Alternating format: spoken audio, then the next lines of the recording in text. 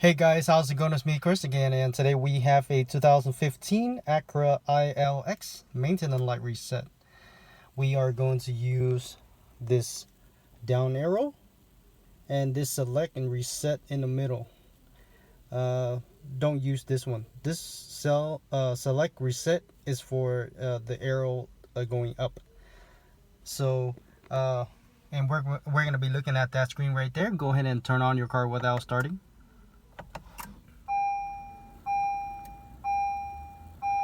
As you can see, maintenance due soon.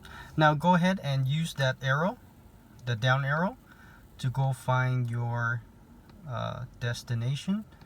Keep clicking it until you find vehicle setting. Now when you get here, go ahead and press the select reset in the middle. Okay, let me get closer. Give me a second.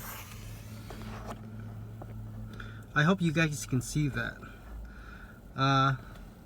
Now when you get here, go ahead and scroll down, press the down arrow all the way down until you find maintenance info. Go ahead and click the select reset in the middle,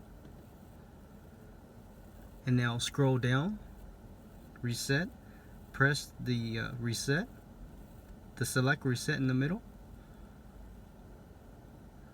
And there it is, guys.